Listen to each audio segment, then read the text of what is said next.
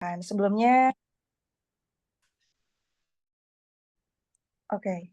Sebelumnya saya ucapkan terima kasih banyak untuk teman-teman yang sudah bergabung.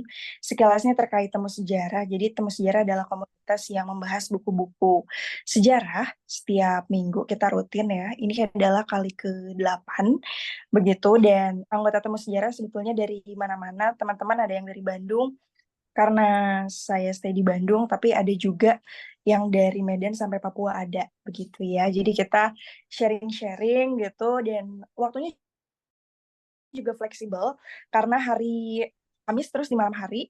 Jadi setelah beraktivitas dia sambil diskusi ya, pengantar tidur gitu. Oke, dan di malam hari ini kita akan berbincang-bincang ya, membahas salah satu buku yang luar biasa juga ya, terkait Toto Iskandar Dinata. Jadi kebetulan saya tahu Pak Iip ini sudah beberapa tahun ke belakang ya teman-teman ya, waktu acara di Universitas Pasundan. Jadi waktu itu beliau, wah ada kucing, lucu sekali kucingnya.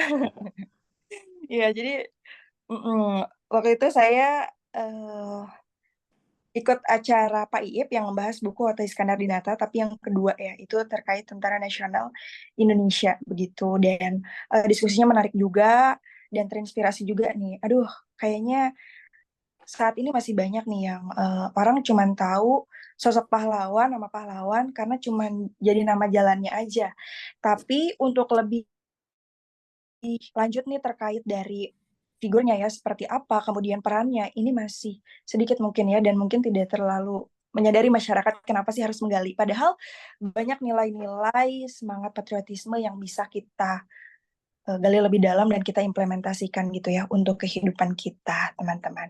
Baik, nah sebelum kita diskusi ke bukunya, saya akan bacakan dulu CV beliau dari buku Oto Iskandar Dinata, Untold Stories yang ketiga. Ini cetakan ketiga ya, karena sebelumnya ada cetakan pertama, kedua, ketiga.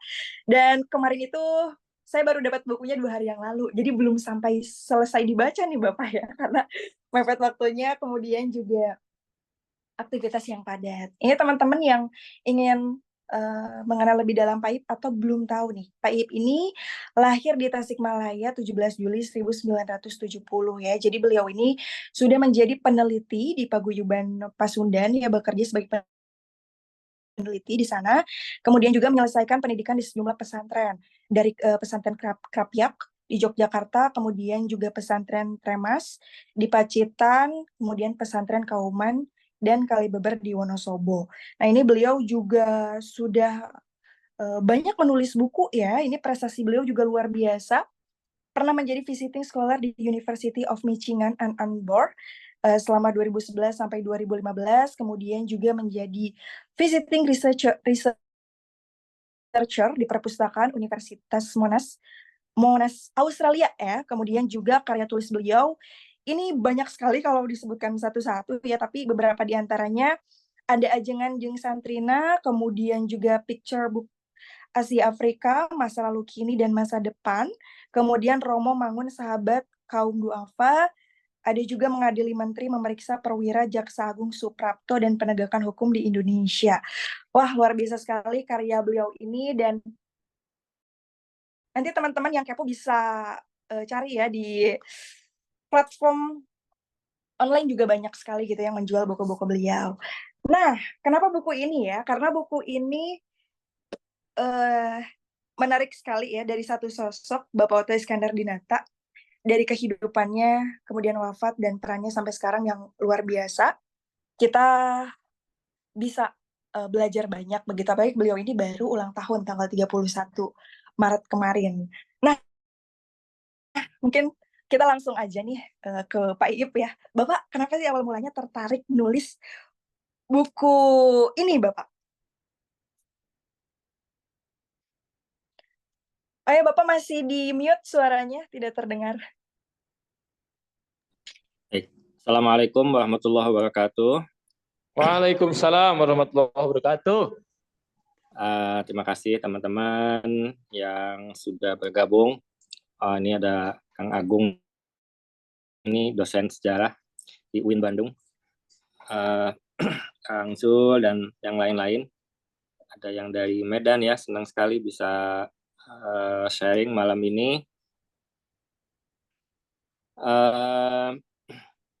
Saya tertarik dengan Otto Iskandar-Dinata ini tidak sengaja ya sebetulnya untuk memulai penelitian tentang beliau. Ketika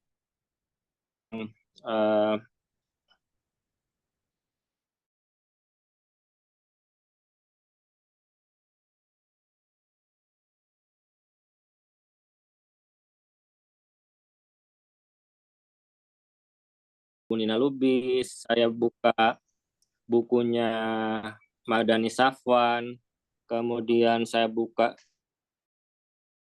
juga kalau tidak salah namanya Nolinawati ya. Kemudian saya juga lacak semua penelitian tentang Pak Otto waktu itu masih sangat sedikit. Catatan saya hanya ada 4 ya, 3 buku. Kemudian 1 hasil penelitian tim Unpad yang belum dibukukan. Di semua buku yang atur dan hasil penelitian itu tidak ada satupun yang menyebut proses pengadilan pembunuh Pak Otto. Nah, oleh karena itu saya merasa mendapatkan temuan, lalu mulai sejak itulah kemudian saya kumpulkan. Butuh waktu 5 tahun, mulai 2003 dan 2008 buku edisi pertama di Untold Stories itu diterbitkan. Itu Tiwi awalnya, tapi di sisi lain ya, sejak reformasi kita sebagai anak daerah itu punya semacam pertanyaan ya, siapa tokoh kami gitu, siapa tokoh kita, siapa tokoh Sunda kalau orang Sunda, mungkin kalau di Medan siapa tokoh Batak gitu yang layak dibanggakan di tingkat nasional, siapa tokoh Papua yang layak dibanggakan di tingkat nasional. Nah, kami waktu itu bertanya-tanya, orang Sunda punya tokoh nggak yang layak diteladani menjadi pahlawan kebanggaan gitu. Nah, Pak Otto memang sudah jadi pahlawan nasional sejak tahun 73, tetapi sama pengetahuan kita tentang beliau minim sekali. Tahun 2003 ya saya tidak banyak tahu siapa Pak Otto gitu. Tapi dengan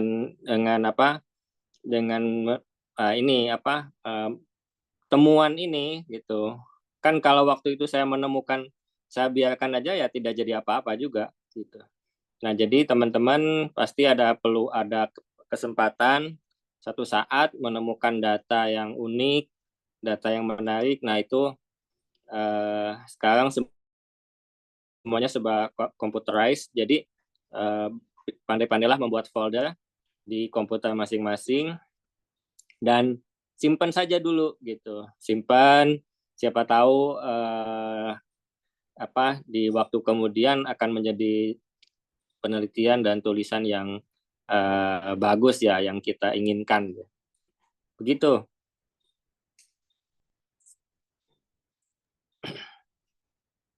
Baik Pak, dalam proses penulisan buku ini ya Pak ya, hal apa sih yang ketika meneliti beliau terus, wah ini menarik sekali nih dan belum pernah nih orang lain ini atau media apapun mengetahui hal tersebut nih Pak? Ya, jadi saya langsung cek di buku-buku dan ada satu pendapat yang seragam ya, yang menyatakan bahwa data tentang Pak Otto sangat sedikit. Nah, ini yang menantang saya. Ketika saya sedang di Perpustakaan Nasional, saya menemukan data Pak Otto dan setelah itu saya betul-betul fokus melakukan penelitian dan data tentang Pak Otto itu banyak sekali. Gitu. Apalagi dokumen tentang paguyuban Pasundan cukup melimpah. Misalnya sifat tahunan yang diterbitkan oleh paguyuban Pasundan itu tersedia sejak tahun 1926 sampai 1942. Itu nyaris utuh ya, dokumennya ada, dan di situ bisa didapatkan pidato-pidato Pak Oto, kemudian ya melalui Kongres Paguyuban Pasundan gitu. Itu bisa didapatkan. Sehingga saya bisa membantah penelitian sebelumnya yang menyebutkan bahwa data Pak Oto itu sangat sedikit. Data Pak Oto itu banyak, cuma belum ada yang sungguh-sungguh menggalinya. Nah, digging the data ini penting sekali. Nah, Bapak kan kemarin TV juga sempat ngobrol sama Kang Denny nih, katanya buku Pak Oto ini ada cetakan pertama, cetakan kedua, dan cetakan ketiga, di mana semua Ya, ada perbedaan penambahan atau editan gitu Pak. Jadi kalau kita beli yang pertama ini pasti ada bedanya sama yang terbaru ini yang ketiga gitu ya, kan Pak. Nah ini ya, gimana tuh Pak? ya. Jadi yang pertama itu, uh, yang pertama itu betul-betul uh, temuan. Jadi saya meluap-luap ya. Jadi apa yang saya temukan itu di Untold Stories itu, kalau saya ngomong ke Kang Agung ini teman diskusi saya, itu di Untold Stories itu maksudnya yang tidak ada di buku yang lain gitu. uh, saya tidak ingin menyebut buku tertentu ya. Jadi yang tidak ada di buku yang lain. Jadi betul-betul uh, apa yang ada di buku Pak Oto yang edisi pertama itu semuanya data yang baru dimunculkan gitu. Jadi yang saya temukan kemudian saya munculkan sebagai sebuah buku. Nah kemudian uh, terus terang aja buku saya itu nggak laku sebetulnya. Di Indonesia itu buku biografi itu nggak laku. Beda dengan di Amerika atau di Eropa ya, di Australia gitu, di mana salah satu buku yang bestseller itu buku biografi. Nah di Indonesia ini nggak laku, karena ya soal literasi dan lain-lain lah. Nah tapi buku saya itu paling banyak didiskusikan dan dibedah. Saya udah sampai bedah buku itu ke Tasik Selatan, ke sebentar, ke uh, Kalangnunggal ya, dekat Pamijahan itu Kang Zul. Saya udah sampai ke sana di sebuah radio Pakidulan. Saya menjelaskan tentang foto, dan di resensi sangat banyak media. Ada di Majalah Gata, di Pikiran Rakyat, Tribun, Harian Suara Pembaruan. Nah, di buku kedua semua komen, semua resensi, seminar itu saya masukkan. Jadi buku kedua itu tebal sekali karena ada tambahan-tambahan dari respon publik. Jadi tebal. Nah, di buku ketiga itu saya ingin buku saya bisa dibaca, lebih dibaca oleh kalangan muda ya. Maka saya cari desainer yang milenial, sebut saja begitu. Kemudian saya desain ulang kontennya, misalnya saya buat semacam dialog interaktif antara saya dan Pak Oto. Jadi saya membuat pertanyaan lalu Pak Oto menjawab, yang jawaban itu memang ada di datanya, cuma dibuat dalam bentuk semacam tanya jawab. Saya terinspirasi oleh Christianto Wibisono yang membuat dialog imajiner ya dengan Bung Karno. Nah, saya bikin dialog imajiner dengan Pak Oto. Harapan saya anak muda bisa lebih dapat lebih mudah memahami gitu.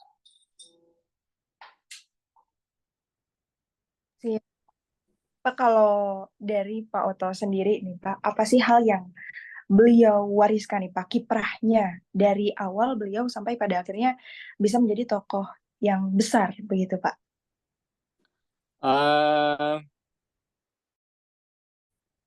Tokoh-tokoh besar ini ambisius ya dalam pemaknaan yang bagus, punya keinginan besar gitu. Kan itu ambisius ya, tapi di kita ambisius cenderung negatif ya. Padahal itu netral sebetulnya yang punya keinginan yang tinggi. Tiwi ini kalau nggak ada ambisi nggak mungkin jadi bikin kelompok temu sejarah kan, itu karena ada ambisi kan, ada sesuatu yang ingin diwujudkan. Jadi sebetulnya ambisi itu sesuatu yang bisa positif gitu, cuma ya kita udah kadung kata itu jadi jelek ya. Nah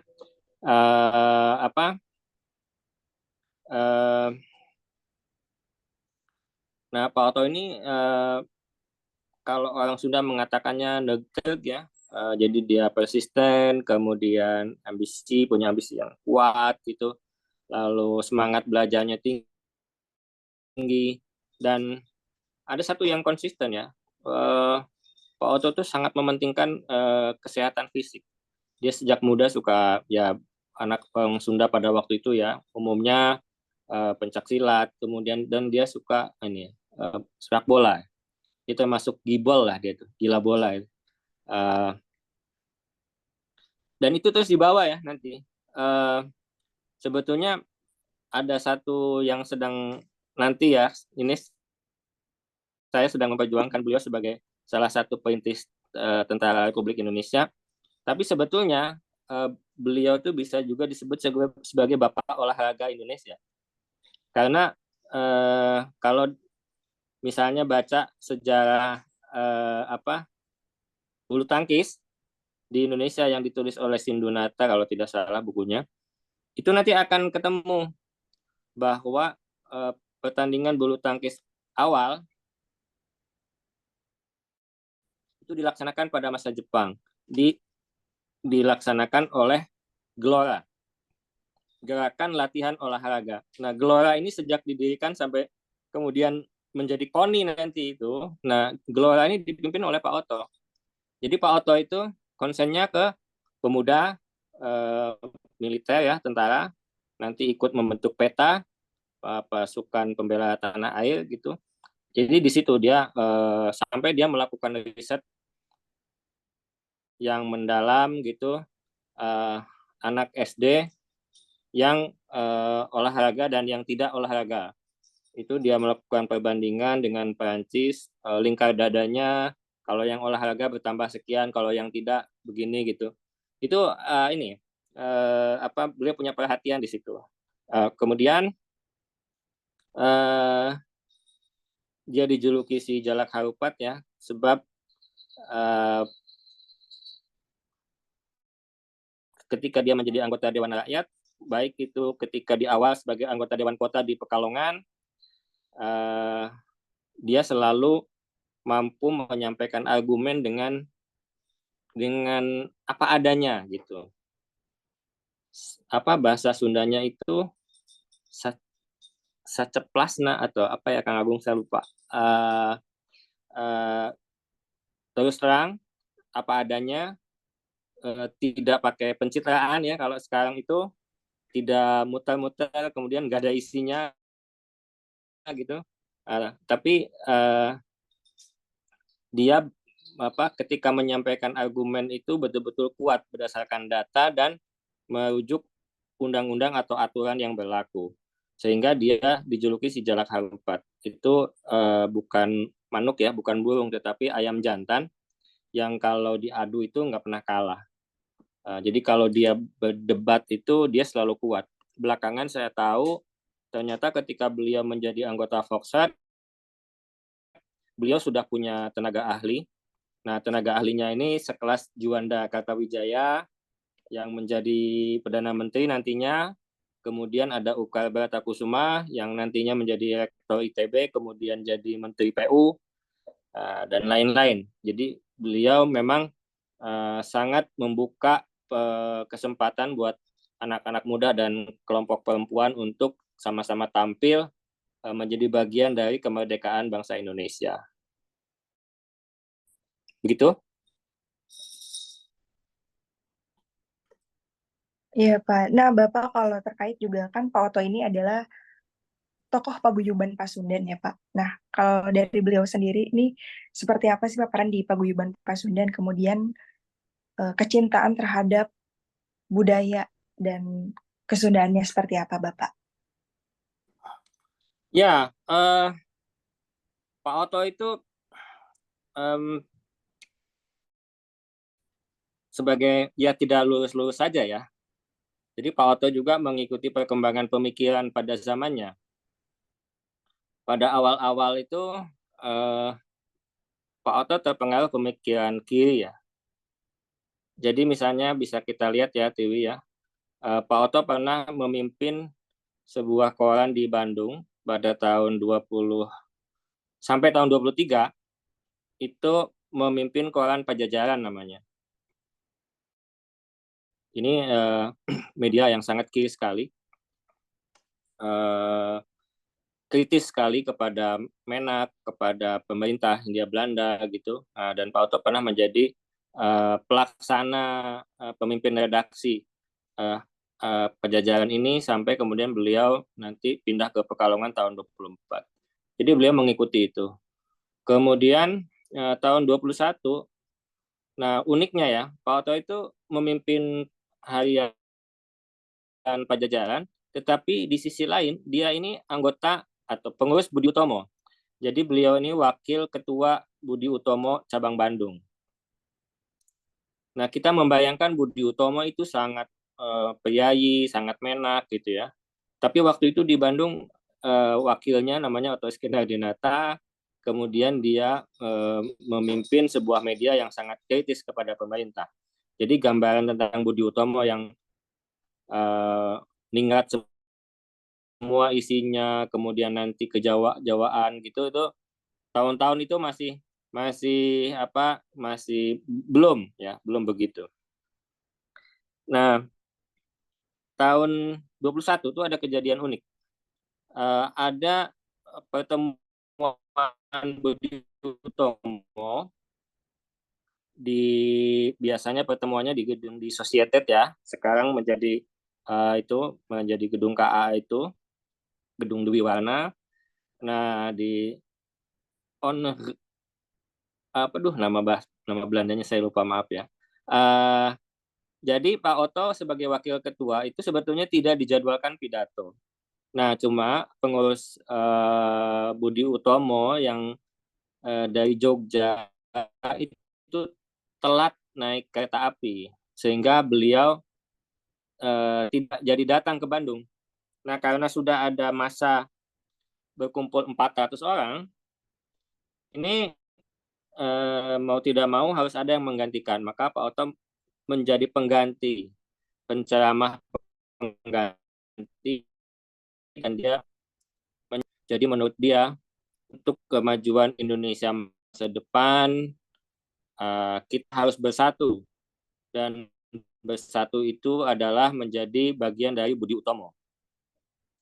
Jadi pemikiran Pak Oto itu berkembang. Di awal-awal dia menganggap kita tuh harus satu wadah. Bahasa Sunda mendengar kelompok aktivis Sunda mengatakan orang kudu boga imah gede. Semua berkumpul di sini, semua menyatu. Atau pertanyaan-pertanyaan yang terkait dengan keumatan misalnya, kenapa ini ada NU Muhammadiyah PSIS, kenapa nggak satu saja, satu wadah, sama-sama Islam gitu. Nah, itu Pak Oto Muda menganggap hanya dalam satu wadah itulah yang namanya Budi Utomo kita akan mencapai kemajuan. Sekarang di doorstop ya. Dia ditanya oleh wartawan, kira pidato Tuan, seolah-olah Tuan setuju kalau Pasundan dibubarkan dan bergabung jadi Budi Utomo. Ya, saya setuju. Begitu. Nah, itu begitu saja sih ininya, doorstopnya itu. Cuma besoknya itu muncul di media judulnya Oto Dinata setuju kalau Pasundan bubar gitu. Nah, jadi wartawan itu sudah kenakalan jurnalis itu dari dulu sudah ada ya. Jadi pidatonya sama sekali tidak ada di pidato itu. Otto Iskandar-Dinata menyatakan bahwa dia setuju Pasundan bubar, cuma dia menjawab logika yang dipahami oleh wartawan, namanya Sayun itu, lalu Pak Otto kemudian mengiyakan gitu. Nah, ini jadi modal oleh jurnalis itu. Kemudian Pak Otto besoknya muncul Otto Iskandar-Dinata setuju kalau Pasundan dibubarkan. Itu jadi polemik karena ada orang Sunda ingin paguyuban Pasundan bubar gitu tahun 21. Cuma memang tahun 21 itu paguyuban Pasundan Budi Utomo jauh lebih besar ya daripada paguyuban Pasundan. Perbandingannya Budi Utomo bisa mengadakan pertemuan dihadiri 400 orang gitu, simpatisan dan anggota. Sementara Kongres Paguyuban Pasundan tahun 21 itu hanya ada 70 yang datang. Jadi memang Budi Utomo lebih berkembang baik pada tahun 21 itu. Nah, ini jadi polemik ya, bertahun-tahun ini polemiknya. Kemudian tidak selesai ya, Pak Otto juga ngotot gitu ya, tidak mau mengalah juga. Itu saya muat di buku saya, polemiknya antara yang ya dia melawan banyak pengkritik ya, termasuk dengan Sutisna Senjaya, Emma Bratakusuma dan lain-lain. Nah, tahun 24 dia pindah ke Pekalongan, dia menghilang dari Bandung 4 tahun, lalu tahun 28 dia pindah tugas ke Jakarta, dan oleh kakaknya Pak Ating Atmadinata kemudian dia dibujuk lah supaya mau masuk ke Paguyuban Pasundan. Pertama kali beliau menjadi sekretaris pengganti di Paguyuban Pasundan, lalu tahun 29 mulai menjadi ketua umum Paguyuban Pasundan. Nah, ini Pak Otto itu seorang yang gentle ya. Dia tahu kalau orang Sunda itu makan hati ya. Kalau ada kesalahan tuh diingat-ingat terus. Pas saya tata bahula kieu. Nah, jadi Pak Otto nggak mau itu menjadi ganjalan beliau di masa depan. Maka kemudian beliau menulis satu tulisan, judulnya itu apa ya? Jadi intinya itu mencabut omongan gitu. Nanti saya cek ya datanya, nyabut omongan. Jadi dia menulis surat terbuka bahwa polemik tahun 21 itu semoga dilupakan, dan dengan ini saya mencabut ucapan saya yang dianggap melukai orang Sunda gitu. Itu salah satu sikap gentle beliau. Sekarang beliau memimpin Paguyuban Pasundan dan tidak mau ada ganjalan yang katakanlah menyakitkan bagi orang Sunda gitu. Begitu jadi. Ya, baik Pak. Nah, Bapak di sini juga sempat diulas ya terkait Pak Otto ini bukan ketua Persib. Nah, itu gimana Pak hubungannya? Apa Pak Otto dengan dunia persepak bolaan Pak sebetulnya Pak? Oh iya. Ya seperti saya katakan, Pak Otto itu sangat suka sepak bola. Bahkan ketika dia di Pekalongan, dia tuh memimpin klub di Pekalongan dan ikut kompetisi. Pak Otto juga kadang main gitu. Nah, begitu pulang ke Bandung, jadi Pak Otto memang terlibat di Persib, tapi tidak pernah jadi ketua. Memang dia pernah jadi wakil ya, wakilnya Anwar Sultan Pamuncak. Nah, saya hanya membantah pernyataan yang tidak ada datanya bahwa Pak Otto pernah memimpin Persib gitu. Pernah jadi ketua. Ada buku yang menyebutkan beliau tuh ketua Persib. Nah, itu saya bantah. Ya kalau memang tidak ada datanya ngapain gitu. Ya betul dia pengurus Persib tapi hanya di level wakil ketua. Itu sih maksudnya. Dan ya Pak Otto memandang sepak bola itu filosofis sekali ya, tentang kerjasama, soal kerjasama, berbagi peran gitu, dan ya inilah dia bisa bahwa itu tidak sekedar fisik belaka, tetapi juga ada filosofi yang penting ya di dalam dunia sepak bola itu sendiri. Pak. Nah, Pak, kalau terkait juga Pak Oto ini sebagai pembentukan peta ya, akhirnya Bapak juga membuat buku kedua terkait Pak Oto ini sebagai perintis Tentara Nasional Indonesia. Nah, kalau dari catatan buku ini dengan buku yang akhirnya dibuat jadi sebuah buku itu seperti apa, Pak? Apakah awal mulanya dari sini? Ya, jadi awalnya saya menggebu-gebu sekali di buku pertama itu ingin menjawab bahwa salah pendapat yang mengatakan bahwa data Pak Oto itu sedikit. Makanya saya acak ya, random gitu. Nih ada data Pak Oto tentang sepak bola, ada pidato-pidato dia, ada aktivitas dia dalam jurnalistik, kemudian perdebatan dia tentang pembubaran paguyuban Pasundan, dan lain-lain gitu. Saya ingin menunjukkan bahwa data Pak Oto itu banyak sekali dan dia ada di hampir semua aspek kehidupan bangsa ini sebagai tokoh gitu. Nah, kemudian karena riset tentang Pak Oto ini sangat menyenangkan ya buat saya terus menggali datanya dan ketika saya diminta ada tokoh yang meminta saya untuk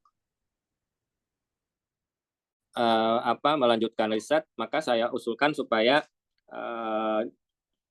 jasa-jasa Pak Oto di dalam membentuk Tentara Republik Indonesia itu menjadi sebuah buku khusus gitu. Jadi ini tematik, buku yang kedua khusus membahas apa yang dilakukan Pak Oto persiapan untuk kelahiran Tentara Republik Indonesia. Satu data yang tidak bisa kita bantah, teman-teman dulu belajar dari SD, SMP, SMA, sejarah Indonesia pasti pernah mengenal namanya Badan Keamanan Rakyat atau BKR ya.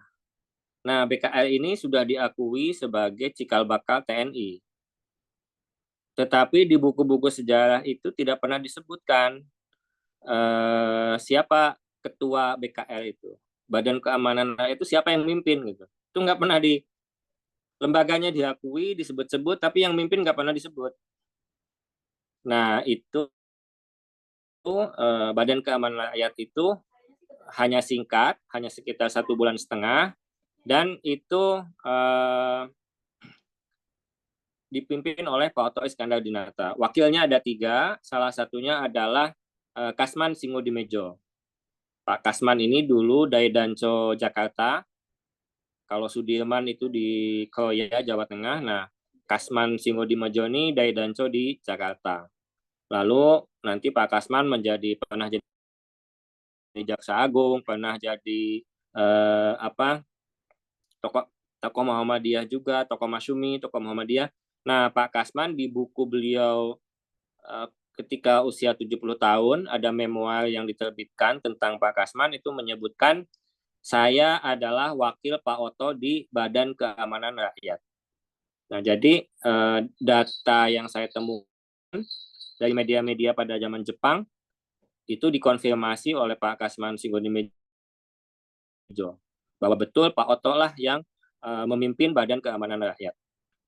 Nah, logikanya kalau Badan Keamanan Rakyat ini diakui sebagai cikal bakal TNI, masa ketuanya nggak diakui? Gitu. Jadi data saya pede sekali, data saya kuat gitu. Banyak media yang meliput pada masanya, jadi saya punya data istilah sejarahnya itu media sezaman. Dan juga ada konfirmasi dari tokoh yang sangat kredibel namanya Kasman Singodimedjo yang mengakui bahwa Pak Oto adalah ketua dari Badan Keamanan Rakyat. Begitu. Siap, Pak. Nah, ini Pak tertarik juga ya dengan salah satu pembahasan di buku ini, wawancara imajiner dengan Oto Iskandar-Dinata. Persatuan bisa dicapai dengan jalan unitaris dan federalis. Nah, kenapa Bapak mengambil tema ini gitu kan. Dan ini juga beberapa halaman saja Pak, dari 217 sampai 230. Kenapa nggak lebih panjang nih Pak? Ya, ya. Memang itu jadi isu penting ya buat bangsa ini. Ini ada teman-teman dari daerah lain ya. Teman-teman juga bisa melacak sejarah leluhurnya masing-masing. Kecuali orang Jawa. Jadi pada tahun 30-an ya, tahun 30-an itu kita yang sudah disatukan dalam isu Indonesia itu melakukan pembahasan ya. Nanti kalau Indonesia merdeka bentuk negaranya seperti apa? Nah, selain orang Jawa, itu semua memilih federasi atau federalis ya. Karena kalau federasi, maka budaya-budaya lokal, budaya Batak, budaya Papua, budaya Sulawesi, budaya Sunda, itu akan tetap terjaga. Nah, kalau unitaris, maka nanti etnik yang paling besar akan menguasai semuanya. Itu. Makanya itu dirasakan sekali, apalagi tahun 50-an ya. Orang Sunda ngomong di Jakarta ngomong pakai bahasa Sunda, itu diolok-olok gitu. Bahkan itu masih kejadian. Belum lama kan ada rapat di Dewan ya, rapat dengar pendapat Kejaksaan Agung dengan anggota Dewan. Ada seorang jaksa yang berseloroh dalam bahasa Sunda, itu ada anggota Dewannya yang tersinggung. Gitu, menganggap itu tidak pantas bahasa daerah dipakai padahal bahasa daerah itu bagian yang tidak terpisahkan dari nasionalisme kita gitu. Orang boleh saja. Kenapa kalau orang bilang kita harus legowo? Kenapa itu tidak tersinggung? Nah, kan begitu. Padahal kan itu bukan bahasa Indonesia kan, legowo itu bukan bahasa Indonesia. Bahasa Indonesianya itu berbesar hati. Nah, kan gitu. Tetapi karena itu dari etnik paling besar, itu tidak apa-apa. Tapi begitu nyeletuk gitu ya dalam bahasa Sunda atau bahasa Batak, itu tersinggung gitu. Seolah-olah itu bukan Indonesia gitu. Ketika ada celetukan Sunda, Papua, Batak atau Kalimantan, itu seolah-olah bukan Indonesia. Nah, ini akibat dari pilihan bentuk negara yang disepakati pada tanggal 18 Agustus 1945. Nah, saya ingin menjelaskan di buku ini bahwa Oto Iskandar-Dinata pada awalnya itu menyepakati bentuk negara yang dipilih nanti adalah federasi atau federasi, negara persatuan itu, bukan negara kesatuan. Nah, tetapi karena voting pada tanggal 18 Agustus 45 itu menetapkan yang dipilih adalah unitaris, maka Pak Oto dan juga tokoh-tokoh dari Indonesia Timur, tokoh luar Jawa, mereka akhirnya menerima negara kesatuan Republik Indonesia. Begitu, Dewi. Iya, Pak. Nah, sebelum kita ke tanya jawab ya ke teman-teman, Dewi pengen nanya Pak ya terkait warisan Pak Oto Iskandar-Dinata. Nah, kita sebagai penerus anak bangsa juga gitu ya, apa sih yang harus kita tiru atau ya mungkin ada beberapa poin apa nih yang dari sosok Pak Oto yang bisa kita implementasikan hingga hari ini gitu Pak, karakter-karakter beliau. Ya, terus belajar ya. Pak Oto itu terus belajar. Itu dibuktikan dari perubahan pola pikir dia yang tadinya kiri, kemudian ke tengah, kemudian tidak sampai ke kanan ya. Artinya lebih wise ya, lebih wise. Kemudian dia misalnya pidato dia tahun 30-an dengan tahun 40 ketika Paguyuban Pasundan ulang tahun yang ke-25 itu beda sekali. Ketika tahun 40 itu pidato dia sudah spiritual ya. Ya, padahal ukurannya ya masih muda ya. Waktu itu berarti masih 43 tahun lah.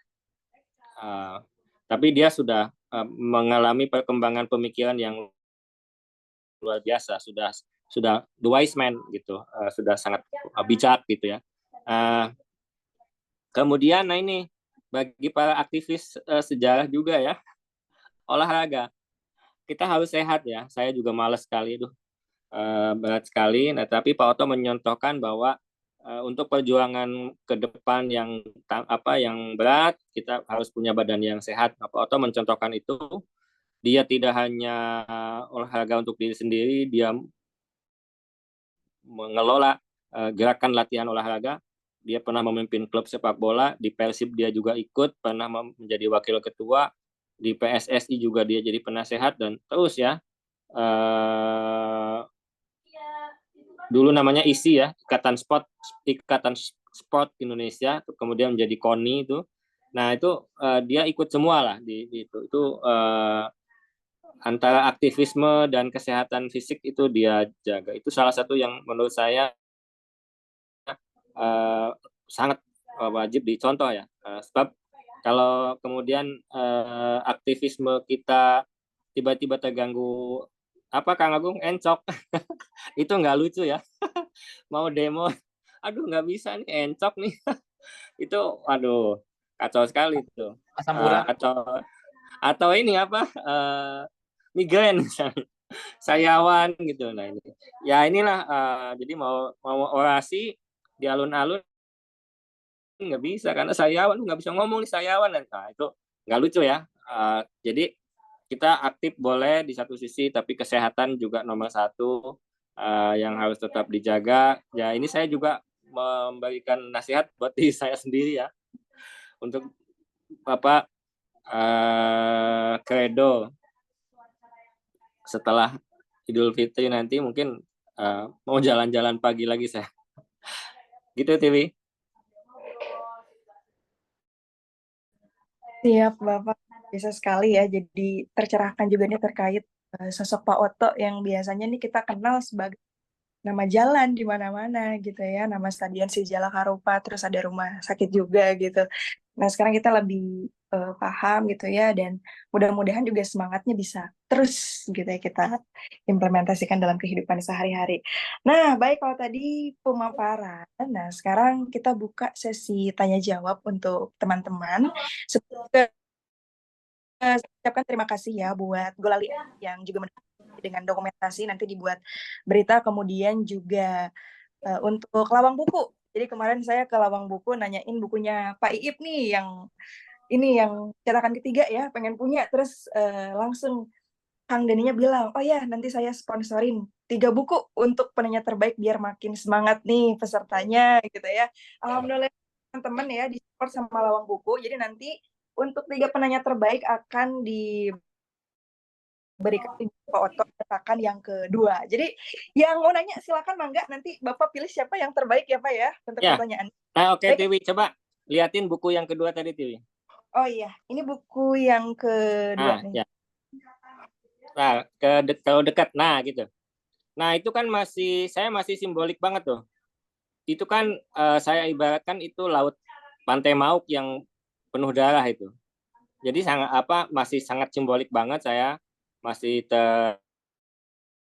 ini emosi gitu ya. Sehingga jadilah cover itu dibikin oleh Kang Nunu dari Tasik, Nazaruddin Azhar. Saya masih sangat emosional ya ketika saya ketemu dengan data pengadilannya, dan nah makanya nanti di buku ketiga itu sudah beda lagi. Jadi lebih wise lah gitu. Karena di buku ketiga ini akhirnya kita menemukan foto Pak Oto yang paling clear. Termasuk di uang itu fotonya ada detail yang salah. Jadi di uang itu tai lalatnya cuma satu. Coba lihat ya di uang itu. Nah sebetulnya tai lalat beliau ada 2, di alis dan itu. Nah ini memang baru keluar tahun 2010-11 lah videonya. Sekarang bisa diakses oleh semuanya di YouTube. Tinggal dibuka keywordnya Nampo Hodo nomor 20. Nampo, NAMPO Hodo HODO nomor 20. Nanti keluar pidatonya Pak Oto. Dan ada wajah Pak Oto yang seperti di buku itu. Oke. Siap, ini sudah pada ngantri yang bertanya ya. Mungkin saya cek dari yang pertama ngacung. Ini ada 1, 2, 3, 4, 5, 6. Waduh Pak, banyak Pak ya yang mau bertanya. Oke. Dan Ini dulu Kang Fahmi Fikri karena yang pertama mengangkat tangan. Silakan Kang Fahmi. Mike. Halo, halo Mbak. Selamat malam Mbak. Ya, selamat malam. Ya, Ya, saya Fahmi Pak dari Cirebon. Setahu saya kan Pak Oto itu dimakamkan, bukan jasadnya ya, tapi simboliknya itu di Lembang ya Pak. Itu kenapa ya Pak? Kenapa beliau dimakamkannya itu di Lembang? Terus eh, untuk yang pengadilan kasus Pak Oto yang katanya dibunuh itu, akhirnya bagaimana ya Pak? Itu sih Pak pertanyaan saya, dua pertanyaan itu aja. Terima kasih. Siap. Makasih Kak Fahmi. Mungkin boleh. Ini Bapak mau langsung dijawab apa mau ditampung dua orang? langsung aja, biar Siap. langsung. Jadi Pak Oto dibunuh pada sekitar jam 8 pagi, tanggal 20 Desember 1945. Jenazah mayatnya dibuang ke laut sehingga tidak ditemukan.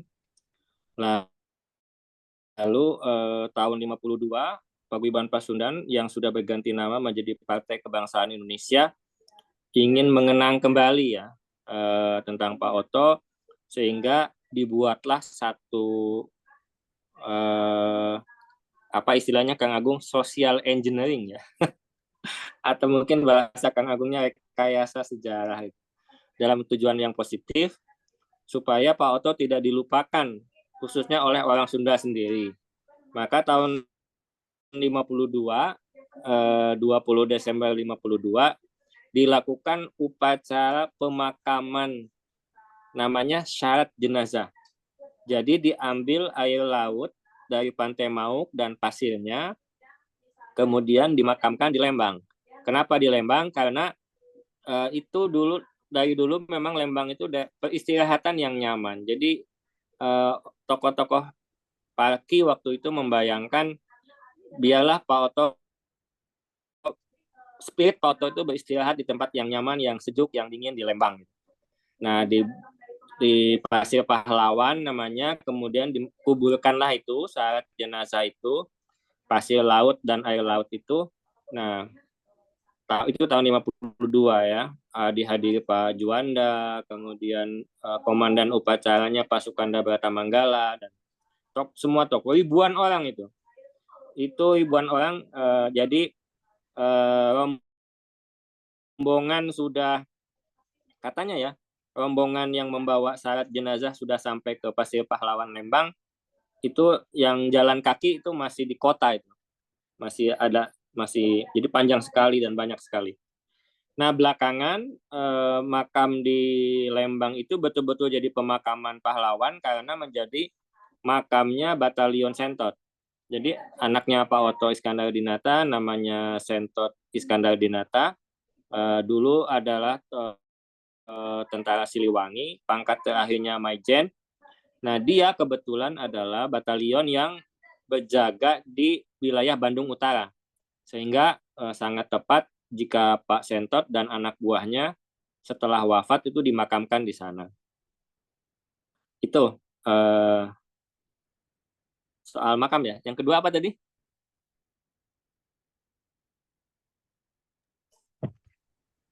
Pengadilan Pak, yang Oh ya, pengadilan. pengadilan itu mujid apa, dari 10 pembunuh Pak Oto tahun 56 itu ketika dimasuk di berkas, itu yang ketemu yang masih hidup hanya satu orang namanya Mujitaba. Lalu mulai tahun 57 diadili dan divonis tahun 59. Vonisnya 12 tahun dan dia menjalani 2/3 hukuman, jadi setelah 8 tahun dia bebas. Begitu, Kami. Terima kasih. Siap. Sudah terjawab ya Kak Fahmi ya? Sudah Mbak, sudah Kak. Terima Siap. kasih Mbak. Ya, pertanyaan Ya. berikutnya boleh dari Kak Muhammad Aulia Iskandar dari Bogor nih. Silakan Kak Iskandar. Ya, Assalamualaikum warahmatullahi wabarakatuh. Salam kenal, saya Iskandar ya. Maaf suara agak serak. Ya, jadi ingin bertanya Pak, apa ya? Kan saya karena Oto Iskandar itu kan disingkatnya Otista ya, disingkatnya ya biasanya kan. Jadi kalau di Jakarta itu kan nama jalannya ya, di apa daerah dekat Jatinegara itu kan apa ada nama jalan namanya Otista ya di Jakarta. Jadi saya suka tanya sama orang tua saya siapa sih dia gitu kan. Cuman orang tua saya kan juga karena bukan memang sejarawan jadi kurang bisa ngejawab ya. Jadi ini pas juga tanya ke Bapak gitu ya. Jadi mungkin yang saya tanyakan ini ya Pak, apa sih dulu kan ketika kita di apa ya setelah aksesi ke satu itu kan setelah Renville itu kan kita wilayah kita kan dibagi-bagi ya. Kalau nggak salah ada apa Sumatera dilepas, terus kita apa cuma tersisa Jogja doang ya, Jawa Tengah sebagian ya, kalau nggak salah ya. Jadi apa namanya Belanda itu menambahkan Jawa Barat ya, makanya kan apa ada istilahnya Longmat Siliwangi ya kan. Setelah itu kan terbentuklah negara Pasundan ya, seingat saya gitu kan. Jadi apa sampai ketika itu dibubarkan baru negara Pasundan itu bubar ya. Jadi kalau pertanyaan saya itu lebih ke bagaimana pendapat Bapak seandainya jika Otista ya, saya singkatnya Otista ini hidup di zaman ketika ada negara Pasundan tersebut gitu, apa responnya dan mungkin apakah dia setuju atau dia mungkin lebih tengah-tengah ya atau Ya, aduh, saya tidak bisa mengandaikan ya karena Pak Oto meninggal 20 November 1945. Tetapi sejak tahun 27 saya menduga karena data yang saya dapatkan Oto Iskandar-Dinata itu mengagumi Soekarno sejak tahun 27. Jadi ketika di Pekalongan ada Kongres Syarikat Islam, Partai Syarikat Islam yang mengundang Insinyur Soekarno. Apa waktu itu belum lulus kayaknya, mengundang Soekarno yang baru saja mendirikan PNI, diundang bulan September. Nah, menurut saya kalau misalnya Pak Oto masih hidup sampai tahun 50, dia tetap akan di belakang Soekarno. Karena memang Pak Oto sangat dia melihat bahwa Soekarno ini yang bisa menjadi pemimpin Indonesia. Gitu. Jadi teman-teman, tahun 32 itu ada pertandingan sepak bola persahabatan. Jadi 2 kali 15 menit. Di buku saya tulis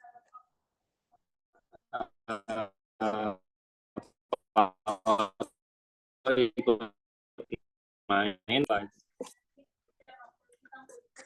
Jadi dia dengan baju yang kebesarannya itu, yang banyak saku gitu, pakai peci hitam, Soekarno itu melakukan tendangan bola pertama di dalam pertandingan persahabatan itu.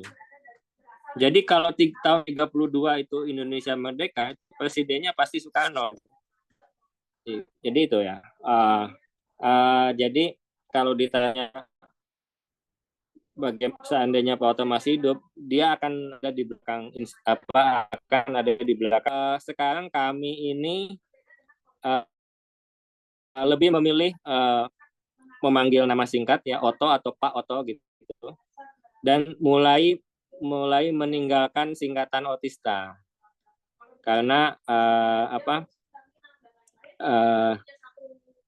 menurut kami akan lebih baik ya kita tidak menyingkat nama orang, apalagi itu tokoh yang kita kagumi, dan akan lebih baik kalau kita membiasakan memanggil nama pendeknya saja. Tetapi ya kalau sudah kebiasaan ya memang tidak mudah ya. Tapi kita coba sekarang ini kita sosialisasikan, misalnya kemarin kita hari ulang tahun Pak Oto gitu. Jadi tidak lagi Otista. Dan karena saya sangat dekat ya dengan keluarga Pak Oto, mereka juga kurang suka ya nama kita biasakan aja ininya menyebutnya Pak Oto gitu. Oto dengan T1 ya. Kalau Oto dengan T1 itu orang Sunda. Kalau Oto dengan T2 itu orang Jerman. Oke, terima kasih Iskandar. Bagaimana Kak Iskandar? Siap, mengerti. Terima kasih. Baik, kita ke penanya berikutnya. Ada Kang Iqbal Bandung. Silakan nih Kang Iqbal. Halo, selamat malam Pak Ip.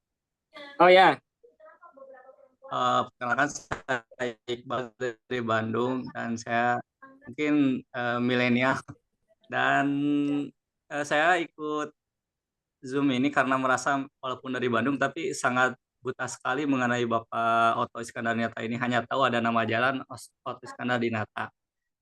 Setelah mendengar dari Zoom ini, saya tertarik sekali mengenai pertanyaan antara Pak Ip dengan Pak Otto Iskandar-Dinata yang secara imajiner yang berdasarkan itu. Nah, mungkin saya merasa bahwa anak-anak muda zaman sekarang itu mereka lebih tertarik terhadap video-video singkat gitu. Terkadang ada beberapa film yang dipotong atau sedikit sulit untuk mencari terhadap sumber yang sebetul-betulnya gitu. Nah, mungkin bagaimana pendapat Pak Ip mengenai fenomena itu? Nah, yang kedua, saya sangat tertarik sekali dengan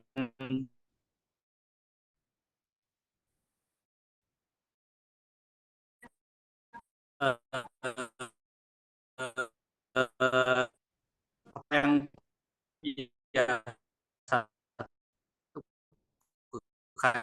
ya,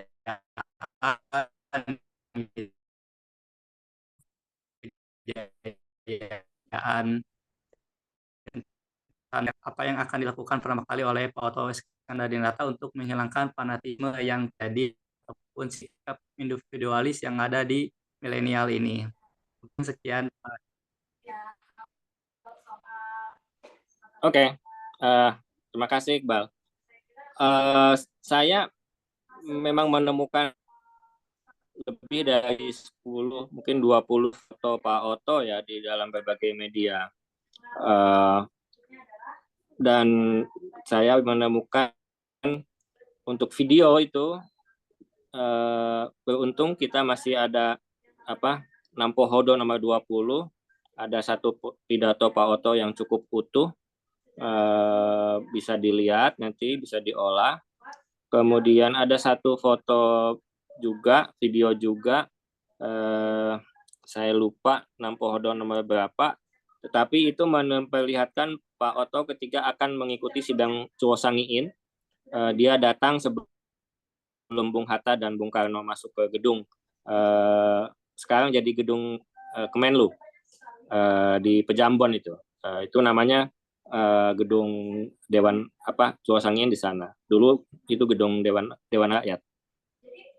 Nah, memang kendalanya adalah untuk video pendek Pak Otto memang tidak sebanyak Bung Karno tentu saja, karena dia memiliki peran yang berbeda pada masa Jepang itu, dan beliau juga tokoh nasional pertama yang diculik dan dibunuh, sehingga tidak sempat difoto atau dibikinkan video pada waktu itu ya. Tetapi ada satu pernyataan Pak Otto yang sangat heroik ya. Kalau Indonesia merdeka bisa ditebus dengan satu nyawa, maka saya orang yang nomor satu menawarkan nyawa saya untuk itu. Dan itu betul-betul kejadian. Itu dia yang pertama meninggal, dibunuh oleh oleh bangsanya sendiri lah. Atau istilahnya Bung Karno, revolusi memakan anak-anaknya. Nah, itu kemudian saya tidak bisa membayangkan ya, kalau Pak Otto masih ada sekarang ini, pasti dia akan mengkritisi pendidikan dasar ya. Ini di ini lagi dari pendidikan dari TK, pendidikan dasar itu pasti dia ke sana. Karena semua itu adalah karakter. Ketika dari SD sudah lebih dikedepankan kompetisi, bukan kolaborasi, maka ke atasnya semakin itu individualis. Nah, saya pikir Pak Oto akan mengkoreksi kurikulum pendidikan dasar kita. Nah, saya ingin mengutip pernyataan Insinyur Soekarno, saya kutip di buku saya juga, di tahun 50-an ada wartawan yang tanya ke Bung Karno, kenapa seolah-olah Bung Karno tuh nggak peduli bahwa Pak Oto tuh hilang dan dibunuh. Bung Karno itu merasa bahwa Pak Oto itu masih hidup gitu, setelah 5 tahun kematiannya. Dan Bung Karno mengatakan dengan sangat gentle, seandainya Pak Oto masih ada, banyak persoalan besar bangsa ini akan bisa diselesaikan. Jadi bisa dibayangkan memang Bung Karno dulu juga sangat mempercayai pada kemampuan Pak Oto, terutama di dalam mempersiapkan tentara Republik Indonesia dengan memimpin namanya Badan Pembantu Prajurit, yaitu satu badan yang mensupport keberadaan tentara peta. Mungkin itu ya, Iqbal ya. Terima kasih, Iqbal. Ya. Baik, gimana Kak Iqbal? Alhamdulillah ya cukup aman. Siap, terima kasih Kak Iqbal. Berikutnya ada Kak Gildan Muslim. Silakan nih Kak Gildan. Baik, terima kasih Kak Dewi. Sebelumnya eh, saya izin bertanya kepada Kang Iip gitu. Nah, kalau apa ya?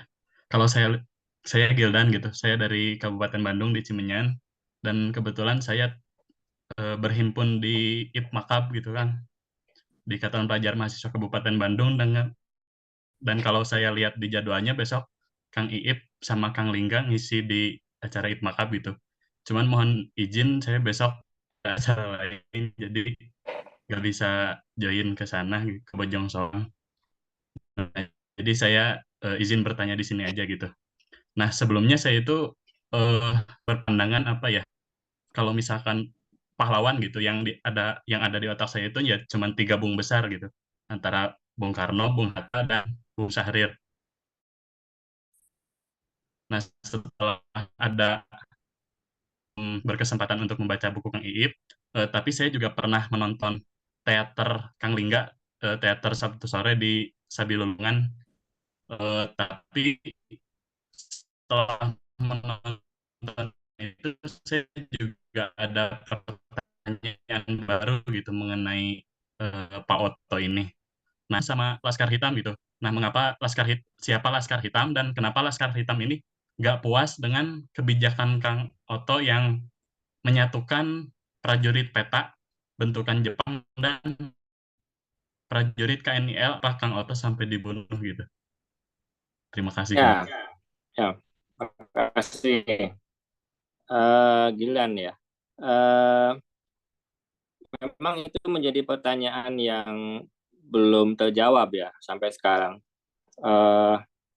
Pak Profesor Edi Eka Jati, sejarawan Unpad yang sangat dihormati, itu sampai membuat 6 skenario.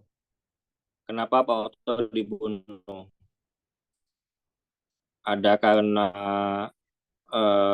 soal konflik dengan Budi Utomo, ada soal konflik dengan pemuda, macam-macam, ada 6 tuh. Saya belum bisa menjawab secara detail karena itu akan dibahas di buku saya selanjutnya tentang itu. Intinya memang ada konspirasi untuk menghilangkan Pak Oto. Cuma setelah saya telusuri dan saya menemukan satu fakta yang sangat kuat, konspirasi ini tidak didesain oleh orang Indonesia, tapi orang Indonesia kemakan oleh konspirasi ini, sehingga ada orang Indo itu pengkhianat, kemudian bahkan orang Sunda sendiri gitu ya, ada yang percaya bahwa Pak Oto itu pada masa Jepang sudah kalah lebih membela Jepang gitu. dan tidak mau membela kepentingan pemuda pada waktu itu, macam-macam. Tapi intinya begini, konspirasi diculik, lalu dia dibunuh oleh satu pasukan pembunuh, itu apa istilahnya? Mercenary ya. Mercenary kalau sekarang tuh, jadi kita tuh waktu itu bisa kalau punya uang, tolong tuh Gildan ditangkap, tolong dibunuh nih, saya kasih uang tuh. Dulu tuh mudah sekali tuh, tahun-tahun itu. Jadi munculnya bajingan, kelompok bajingan, Laskar dan lain-lain itu ditulis sangat bagus oleh peneliti dari Australia, Robert Cape ya. Itu ada bukunya khusus tentang bajingan di Jakarta itu. Nah itu menjelaskan itu. Jadi Pak Otonya diculik, dibunuh, lalu kita hanya bertengkar. Jadi kitanya bertengkar sampai lupa kita tuh untuk menghargai Pak Oto dengan sewajarnya. Jadi kita tuh sampai, terus terang ya, sampai saya menulis buku itu tahun mulai 2003 sampai 2008 itu masih ada loh yang bertanya, benar nggak Pak Oto pengkhianat? Benar nggak Pak Oto lebih membela Jepang? Dan jadi itu terus gitu. Jadi konspirasinya luar biasa, berlaku puluhan tahun, dan saya tuh berupaya untuk menjelaskan dengan data-data yang tidak bisa dibantah bahwa itu semua tidak benar gitu. Nah, jadi ini konspirasinya tidak beyond gitu ya, beyond orang Indonesia, karena apa, yaitu Pak Otonya dibunuh, diculik, dan kita masih bertengkar tentang apakah Pak Oto ini orang baik atau bukan gitu kan, konyol banget kita itu. Jadi orangnya sudah meninggal dengan sangat tragis, kita masih membahas kemungkinan bahwa Pak Oto itu salah. Padahal tuntunan sebagai Muslim itu ketika orang sudah meninggal tuh yang dikenal tuh harus kebaikannya saja. Makanya saya senang dengan kelahiran Ib Makab, dan saya memang lebih mendorong Ib Makab itu untuk fokus setiap tahun mengadakan peringatan hari lahir Pak Oto. Nah, jadi karena secara administrasi yang 20 Desember atau Haul Pak Oto itu milik KBB ya. Adanya di Lembang itu KBB, dan sudah dilakukan oleh Paguyuban Pasundan lah. Itu acara tahunannya Paguyuban Pasundan. Nah, saya lebih mendorong Ib Makab ini mengadakan hari ulang tahun Pak Oto setiap tahun. Sudah dimulai dari tahun kemarin. Saya senang sekali. Sehingga kita itu lebih fokus pada membahas jasa-jasa Pak Oto selama dia hidup. Henteu ngagugulung sabab-sabab Pak Oto maot gitu. Sebab nggak ketemu-ketemu itu. Mudah-mudahan nanti di buku saya selanjutnya bisa terjawab. Tapi maksud saya, mari kita berbagi fokus gitu. Sudahlah peringatan kematian yang akan selalu kasuat-suat gitu ya. Kunaon Pak Oto ditelasan, kunaon Pak Oto diculik, itu biar bagian Paguyuban Pasundan aja tiap tanggal 20 Desember. Nah, Ib Makab yang masih muda ini lebih baik membahas daya hidup Pak Oto, kelahiran Pak Oto, spiritnya, apa yang sudah dia lakukan, dan Pak Oto itu hampir ada di setiap peristiwa penting Republik Indonesia. Misalnya beliau juga ikut menyusun naskah proklamasi. Jadi kalau teman-teman lihat di Google, naskah proklamasi yang diselamatkan oleh BM Diah, itu ada 2 coretan. Yang satu coretan pada kata penyerahan, kemudian satu lagi coretan pada kata dilaksanakan. Nah, Pak Oto mengusulkan tidak memakai kata penyerahan, tetapi memakai kata pemindahan. Pemindahan kekuasaan dan lain-lain. Nah, lalu Pak Iwa Kusuma Sumantri itu mengusulkan kata diselenggarakan, bukan dilaksanakan. Karena menurut Pak Iwa, kata diselenggarakan lebih aktif dibandingkan kata dilaksanakan. Jadi di dalam naskah proklamasi yang sangat bersejarah itu, ada 2 tokoh Sunda yang mengusulkan 2 kata. Gitu. Jadi penyusun naskah itu dengan demikian ada 3 orang. Dan itu sudah saya sampaikan ke Museum Naskah Proklamasi, sehingga sekarang baik Pak Oto maupun Pak Iwa itu diterima sebagai penyusun naskah proklamasi. Begitu Dan terima kasih. Ya, makasih banyak, Pak. Baik, terima kasih Kak Gildan. Dan berikutnya ini ada Kak M. Iza Anil. Kak Anil ya, silakan nih Kak. Terima kasih Kak Dewi atas waktunya. Salam kenal Pak Iip. Saya Anil, mahasiswa di Tasikmalaya, Sekolah Tinggi Ilmu Adab dan Budaya Islam. Dan kebetulan izin juga menyapa Kak Dewi. Kebetulan di sini ada dosen saya, Pak Agung Purnama, yang sekarang bertugas di UIN. Salam hormat. Semuanya, kasih. Ya, Pak Ip, saya ingin sedikit bertanya tentang kan awalnya itu Pak Oto itu kan salah satu pengabdian di salah satu sekolah HIS itu saya lupa sebutannya di Banjarnegara, dan apa yang melatar belakangi Pak Oto untuk berpindah haluan dari asalnya di bidang pendidikan dan masuk kepada bidang perpolitikan gitu. Nah, kenapa Pak Oto itu nggak fokus aja gitu seperti kayak Husen kan, Husen sangat fokus banget gitu dalam eh, pembentukan pendidikan di Indonesia. Seperti itu Pak Ip. Terima kasih. Baik, Anil. Jadi pada waktu itu belum ada aturan yang melarang ASN berpolitik. Jadi Pak Oto menjalani dua-duanya. Jadi sambil dia menjadi guru HIS di Banjarnegara, lalu di Bandung, kemudian di Pekalongan, dan kemudian di Jakarta, di Batavia, dia tetap menjalani dua-duanya. Jadi dia di satu sisi sebagai ASN, pegawai negeri lah ya, pegawai pemerintah, dan di sisi lain dia berpolitik. Misalnya di Bandung, Wakil Ketua Budi Utomo, di Pekalongan, jadi anggota Dewan Kota Pekalongan. Nah, baru pada tahun 31 menjelang 32, ketika dia terpilih menjadi anggota Dewan Rakyat, dia harus fokus.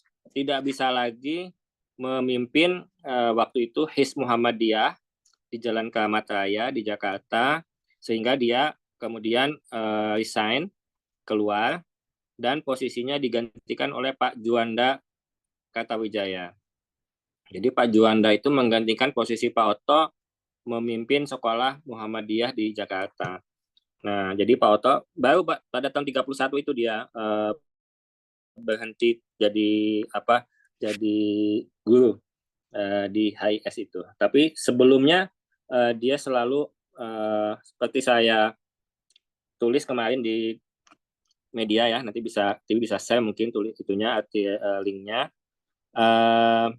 Jadi Pak Oto waktu di Pekalongan itu pertama dia menjadi guru HIS Pekalongan, perguruan rakyat di Pekalongan. Kemudian kedua dia ikut membantu sekolah Kartini, sekolah yang khusus untuk perempuan bersama istrinya.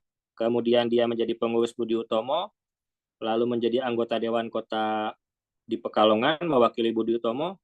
Dia memimpin klub sepak bola, dan dia juga masih bisa menjadi koresponden sebuah koran di Semarang, namanya The Lokomotif.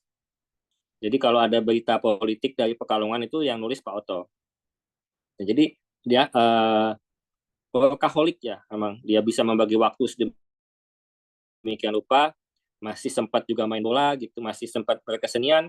Dia juga jadi pengurus kesenian yang menampilkan gamelan seminggu 2 kali di gedung pertemuan di Pekalongan gitu. Jadi dia hidupnya komplit gitu. Itu ya, Anil ya. Satu lagi Pak Punten. Jadi ya, yang benar-benar alasan kuat gitu ta. Alasan kuat kenapa Pak Oto pengen terjun ke dunia perpolitikan gitu ta. Bukan hanya kan tadi alasannya itu ASN itu belum ada aturannya gitu kan. Oh belum ya. Nah, alasan terkuatnya itu apa Pak selain itu? Ya memang alasan terkuatnya dia ingin membela kepentingan rakyat. Dan itu dia buktikan ya. Jadi Anil kalau baca buku saya nanti akan lihat isu-isu apa saja yang dia bela, mulai dari isu tanah, isu ada bahkan isu penangkapan anggota Ansor di Ciamis gitu. itu dibawa itu ke dewan itu karena dia menolak penangkapan itu. Di Pekalongan juga Pak Oto bisa membatalkan rencana perluasan pabrik gula Wonopringgo, itu pabrik gula paling besar di Pekalongan, itu sampai batal perluasan itu karena perluasan itu menghabiskan irigasi untuk sawah rakyat. Jadi kalau pabrik gula itu diperluas, maka semua air yang ada di wilayah itu masuk semua ke pabrik. Sawah-sawah rakyat tidak kebagian. Nah, itu dengan caranya Pak Oto kemudian mengangkat isu itu di media sehingga perluasan itu batal dan petani mendapatkan hak untuk mendapat aliran air untuk sawahnya. Jadi itu konsisten dan itu juga dia laksanakan ketika dia di Jakarta. Menjadi anggota Volksrat atau Dewan Rakyat di Jakarta. Begitu. Terima kasih Pak Ip. Ya, sama-sama. Baik, terima kasih Kak Anil ya. Berikutnya ada Kak Andri Subandri. Silakan nih Kak. Selamat malam Kang Iip, salam Ya. kenal semuanya. Saya Andri, mahasiswa SPI UIN Bandung, Kang Iip. Oke. Mungkin sebelumnya mohon maaf kalau toh misalkan ini sudah dijelaskan gitu pertanyaan saya karena saya tadi telah mengikuti. Jadi ada 2 pertanyaan yang kemudian saya ingin ajukan. Pertama tuh saya selalu gak heran kalau toh misalkan ada beberapa tokoh pergerakan yang dia lahir dari kelas menengah bawah gitu, Kang Iip. Yang mana ya banyak melalui penderitaan dan lain seterusnya. Cuman kalau sekilas saya lihat bahwa Pak Oto ini dia lahir dari kelas menengah ke atas gitu. Yang saya ingin ketahui kenapa kemudian Pak Oto ini ingin melibatkan dirinya dalam dunia aktivisme pergerakan gitu untuk kemudian membela kepentingan rakyat dan juga kemerdekaan Indonesia. Sedangkan beliau bisa saja gitu ya untuk berdiam diri menikmati hidup yang sudah mapan lah dikatakan gitu. Tapi lebih memilih jalan tersebut gitu. Pertama itu. Dan yang kedua itu menurut Kang Iip kenapa gitu ya di beberapa tokoh yang ada gitu Pak Oto ini dijadikan menteri negara gitu untuk yang mengurus beberapa persoalan. Kenapa Pak Oto ini yang dipilih gitu Kang Iip di antara beberapa tokoh yang lain? Mungkin itu Kang Iip pertanyaannya. Terima kasih. Baik. Terima kasih. Yang saya jawab yang kedua dulu ya. Pak Oto itu Menteri Negara bidang pertahanan. Kenapa dipilih? Ya karena dia yang paling menguasai. Jadi semua tentara peta itu di bawah komando dia kan, gitu. Karena dulu dia mengelola namanya Badan Pembantu Prajurit, ini yang mengelola peta. Jadi pantas kalau dia memimpin jadi Menteri Negara bidang pertahanan. Nah itu yang pertama itu apa? Saya tadi kurang jelas. Terkait ini sekilas saya lihat tuh bahwa Pak Oto ini kan dia lahir daripada kelas menengah ke atas. Oke.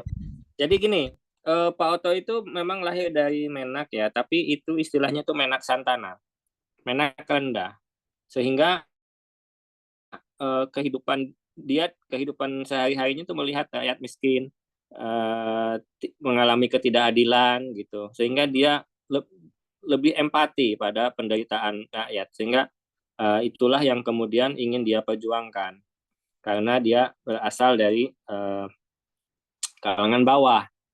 Jadi di UIN nanti ya sama Pak Agung tuh akan dijelaskan bahwa Menak atau elit ya, kalau anak sejarah ini studi tentang elit ya, elit itu adalah yang menentukan kehidupan rakyat banyak. Nah, elit di Sunda ini lahir dari 2 sisi. Yang pertama lahir dari keturunan Menak. Jadi Menak bupati misalnya punya anaknya sekolah pandai, ya dia pasti jadi Menak lagi, pasti jadi elit gitu. Nah ada juga anak biasa saja, Pak Oto ini anak kepala desa di Bojong Soang, dia mau sekolah, mau belajar sampai menjadi lulus sekolah keguruan, dia kemudian ditugaskan jadi ASN lah, jadi guru gitu, jadi PNS.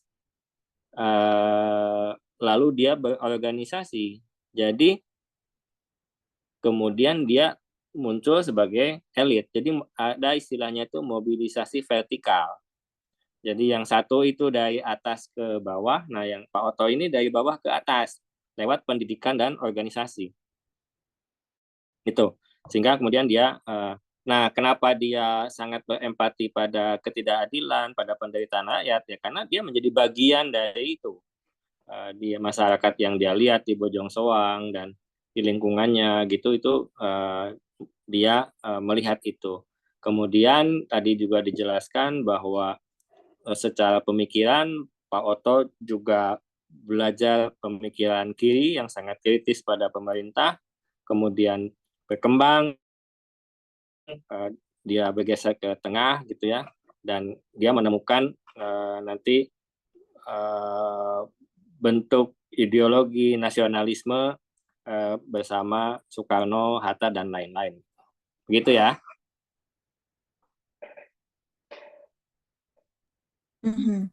Siap. Aman ya, Kak Andri ya? Siap, aman Teh. Terima kasih atas jawabannya Kang Iip. Ya, sama-sama. Ya, baik nih. Masih ada yang mengangkat tangan, Kasinta Anggrahita. Makasih. Kasinta ini kalau nggak salah dari Kalimantan gitu ya? Ya, Kak ya? Iya, Kak, dari Kalimantan Tengah, Kalimantan Tengahnya di mana, Kak? Palangkaraya, Kak. Oke, siap. Makasih, Kasinta. Boleh nih, kalau dari tadi banyak laki-laki, terus yang bertanya sekarang ada perempuannya nih. Silakan nih, Kasinta. Oke, pertanyaan dari saya tuh kan Pak Oto kayaknya dekat banget ya dengan dunia olahraga. Jadi kenapa sih beliau sangat mungkin cinta atau tertarik dengan dunia olahraga selain dari memang adanya kesadaran bahwa olahraga itu penting untuk kesehatan gitu. Terima kasih. Ya, baik. Jadi memang dia sadar betul bahwa hanya pemuda yang sehat yang bisa mencapai Indonesia merdeka. Dan kemerdekaan Indonesia itu hanya bisa dicapai kalau pemudanya sehat. Nah, salah satu syarat untuk menjadi sehat itu ya olahraga. Sehingga terutama ketika dia punya kesempatan pada zaman Jepang untuk memimpin Gelora, gerakan latihan olahraga, itu dimulailah kompetisi-kompetisi. Termasuk dicatat dalam sejarah bulu tangkis Indonesia, kompetisi bulu tangkis pertama itu pada masa Jepang itu, yaitu dilaksanakan oleh Gelora. Nah, dan itu sangat penting ketika dibutuhkan calon-calon tentara peta. Ini kalau nggak sehat gimana itu? Jangankan berlari sambil membawa senjata yang berat ya. Ini kalau tadi ya, kalau kemudian sakit-sakitan, kemudian misalnya tugasnya adalah tentara sniper ya, misalnya gitu, penembak jarak jauh itu kan ya nggak jadi bisa nembak musuh kalau belum sudah batuk-batuk gitu. Itu ya makanya Pak Oto sangat kencang sekali menyuarakan pentingnya pemuda Indonesia sehat, karena hanya pemuda Indonesia yang sehat yang bisa mencapai kemerdekaan. Nah, jadi urusan pemuda olahraga ini dia sangat concern, sehingga walaupun dia juga tidak bisa menghindari ya dari konflik, dari konspirasi yang tadi saya jelaskan, bahwa unsur pemuda di dalam revolusi Indonesia itu kan diakui oleh banyak peneliti ya. Ada Ben Anderson, ada siapa lagi yang dari Jepang itu mengakui bahwa pemuda sangat kuat. Nah, Pak Oto ini berjasa di sisi itu. Dia mendorong munculnya para pemuda dan pemuda-pemudi yang sehat gitu. Nah, kemudian saya flashback sedikit ke tahun 30-an.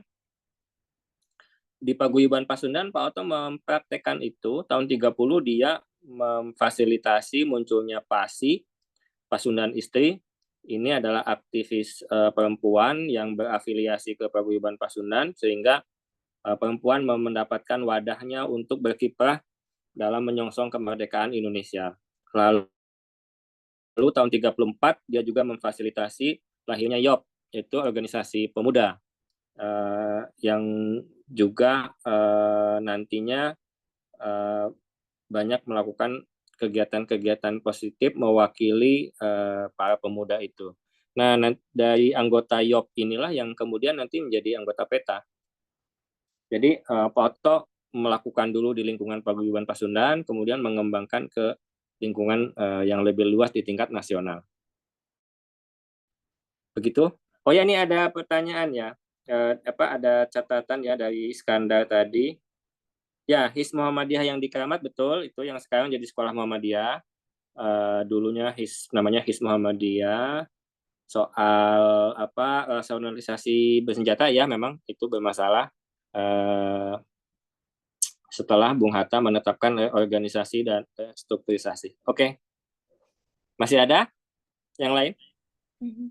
Boleh ini teman-teman yang masih mau bertanya atau mungkin berkomentar ya. Tadi sesi tanya jawab yang seriusnya udah, nanti Pak Iip boleh mempertimbangkan nih Pak 3 nama untuk mendapatkan buku Oto Iskandar Dinata The Untold Stories yang cetakan kedua. Tapi mungkin sebelum itu kita sapa-sapa dulu ya, karena ini ada Bapak dosen juga dan ada iya nih guru Pak Agung nih, TV komen nih Pak Agung. Ada guru TV pas SMP juga. Mungkin boleh dari Pak Agung dulu nih. Pak Agung, mangga Bapak boleh berkomentar nih terkait Pak Oto Iskandar Dinata juga. Terima kasih Kang Iip dan terima kasih Teteh moderator.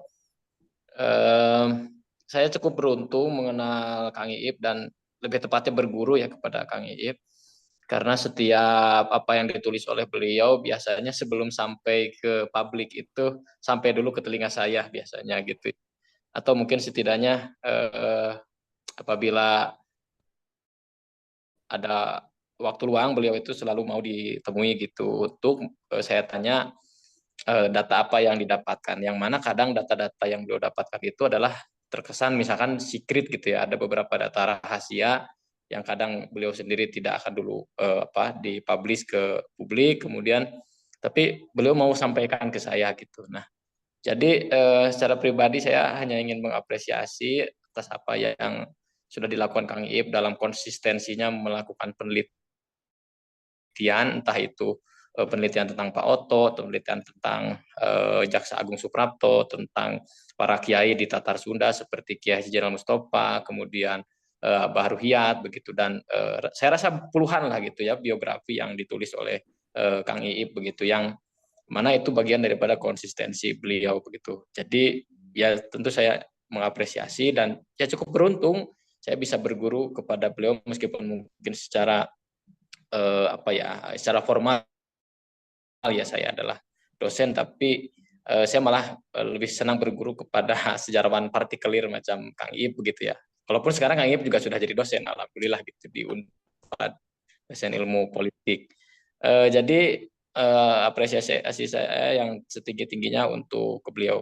Misalnya yang menarik adalah ketika banyak orang mempertanyakan tentang bagaimana misalnya hubungan antara Pak Oto dengan isu komunisme begitu kan. Ada beberapa sejarawan yang memberikan semacam justifikasi atau statement bahwa Pak Oto itu mati oleh PKI begitu. Nah, ketika ngobrol dengan Kang Iip, akhirnya saya bisa mendapatkan jawaban yang sebenarnya itu seperti apa. Apa benar Pak Oto yang dibunuh oleh PKI? Kalaupun benar seperti apa, kalaupun salah seperti apa misalnya. Nah, itu tadi yang saya bilang bahwa saya cukup beruntung karena sering mendapatkan informasi terkait sumber-sumber yang Kang Iip dapatkan yang mungkin itu terkesan secret gitu, terkesan rahasia. Juga misalnya tentang Oto Iskandar Dinata yang ternyata pernah menjadi atasannya Tan Malaka begitu. Ini mungkin jarang orang tahu bagaimana tokoh selegend Tan Malaka begitu dalam dunia pergerakan, apalagi dianggap sebagai ya orang kiri yang progresif dalam dunia pergerakan, ternyata juga pernah berada di bawah komandonya Pak Oto begitu. Kalau nggak salah ketika Tan Malaka ada di Banten gitu Kang ya. Ketika ya di Bali ya. di Baya. Waktu di Baya itu kan beberapa kali sepulang dari pelariannya kan Tan Malaka itu kan pernah sempat di Banten juga gitu. Ternyata ketika posisi di Banten itu pernah ada satu interaksi dengan Pak Oto, ternyata Tan Malaka itu pernah dalam tanda kutip ya menjadi bawahannya Pak Oto begitu. Nah, hal seperti itu yang sering saya dapatkan dari Kang Iip ya, itu dari banyak buku beliau begitu. Jadi ya beruntung saya sering kali juga dapat buku gratis, alhamdulillah senangnya juga itu. Kalau udah dapat cetakan baru pasti dapat buku gratis dari beliau gitu. Juga kalau main ke rumah beliau saya sering dapat kopi gratis juga. Sangat menyenangkan bagi saya seorang pembelajar belajar kepada seorang sejarawan seperti Kang Iip yang sudah malang melintang di dunia penelitian. Mungkin itu statement saya. Terima kasih. Terima kasih Pak Agung. Dari Kang Iip mau menyampaikan sesuatu? Iya nih Pak Agung nih, rendah hati orangnya. Nuhun, ya makasih. Lanjut teh. Baik. Nah, mungkin Tiwi juga mau menyapa untuk guru SMP Tiwi ya yang kebetulan hadir, ada Ibu Rima. Ibu Rima, terima kasih sudah bergabung setelah berapa lama ya lulus SMP tahun 2009 gitu ya, belasan tahun akhirnya bisa bersapa dengan Ibu lagi. Apa kabar Ibu? Iya, alhamdulillah Teh Tiwi. Assalamualaikum, Sadayana, Wilujeng Tepang, Kang Ii. Mohon, salam. 2009 ya, Wi. 2009. Ini Bu Rima adalah guru sejarah. Nah, kalau dari Ibu nih melihat Pak Oto Iskandar Dinata sendiri seperti apa, Ibu? Iya, yang seperti tadi sudah disampaikan dengan lugas gitu ya, Kang Iip, dan itu juga ya seperti itulah beliau gitu ya, yang memang ada misteri-misteri tadi alhamdulillah terungkap itu yang tidak sempat saya ceritakan ke Tiwi dulu ya. Tidak sempat saya ceritakan ke anak-anak. Ya karena terbatas ya, kalau untuk ke anak-anak itu terbatas Kang Iip. Jadinya dengan ini saya juga terima kasih buat Teh Tiwi ya sudah mengajak saya ini yang jadi terinspirasi gitu Kang Iip. Untuk sekarang udah beda lagi ya kurikulumnya. Jadi sekarang saya terinspirasi untuk tema kearifan lokal yang ada di Purmed itu salah satunya harusnya ini gitu. Bukan hanya gelar karya yang memamerkan yang segala macamnya gitu, bukan, tapi ini mungkin yang harus saya berikan gitu ke anak-anak. Kebetulan saya di SMP masih di SMP Muhammadiyah. Jadi saya terinspirasi, mudah-mudahan ini nanti disepakati ya oleh guru-guru untuk tema kearifan lokal ya kita bedah buku aja gitu. Bedah buku seperti ini yang pengetahuan anak-anak itu tentang pahlawan, jangankan pahlawan lokal ya, pahlawan nasional aja sekarang tuh Masya Allah gitu, ngurut dada aja gitu. Mereka lebih kenal dengan artis-artis luar gitu daripada pahlawannya sendiri gitu di baik nasional apalagi dengan lokal gitu, seperti itu. Dengan ini luar biasa lah. Wilujeng Kang Iip buku-bukunya luar biasa. Nuhun Bu, nuhun. Insya Allah, nanti juga saya akan membeli buku-buku ini untuk perpustakaan di sekolah. Insya Allah. Siap Ibu, terima kasih. Terima kasih, Wi. Jadi Pak mungkin mau menambahkan nih Pak terkait bagaimana memperkenalkan untuk anak-anak SMP gitu Pak. Ya. Tokoh-tokoh pahlawan. Memang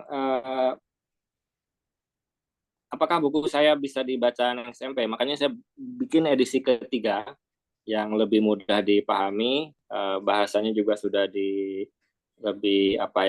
bisa dijangkau.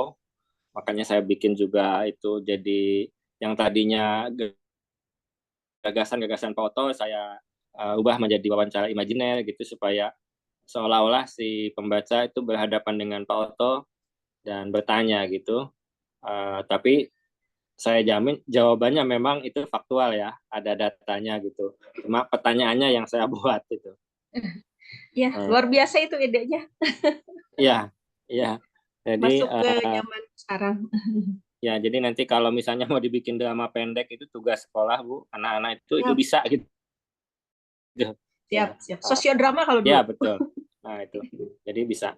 Nah, Terus gini ya, ke teman-teman pegiat sejarah, mungkin saya ingin sampaikan juga bahwa menulis sejarah itu seperti dokter memberikan resep ke pasien itu.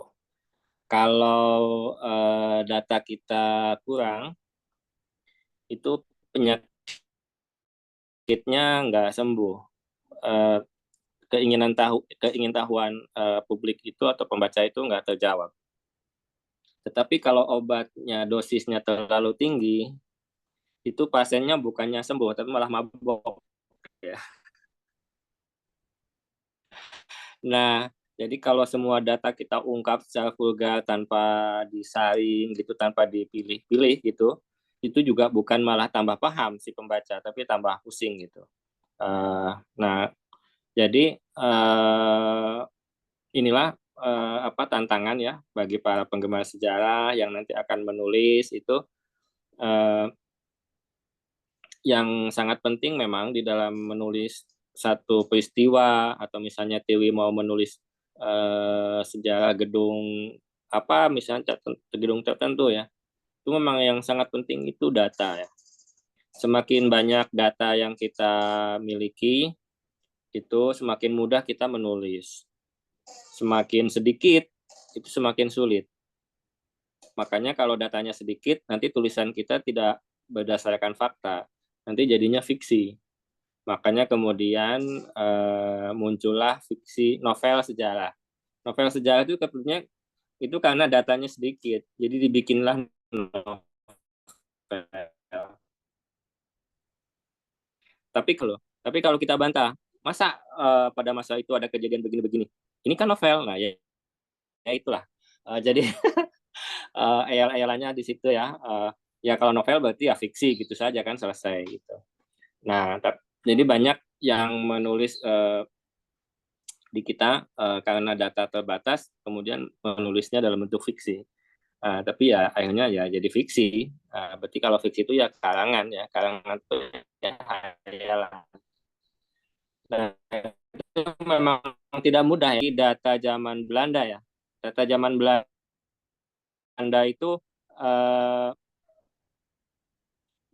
Belanda itu tersedia ya. Jadi ada sebuah website namanya delper.nl, itu menyediakan atau sudah mendigitalisasi semua majalah, koran yang terbit sejak 1850 sampai 1950-an. Jadi satu abad ya.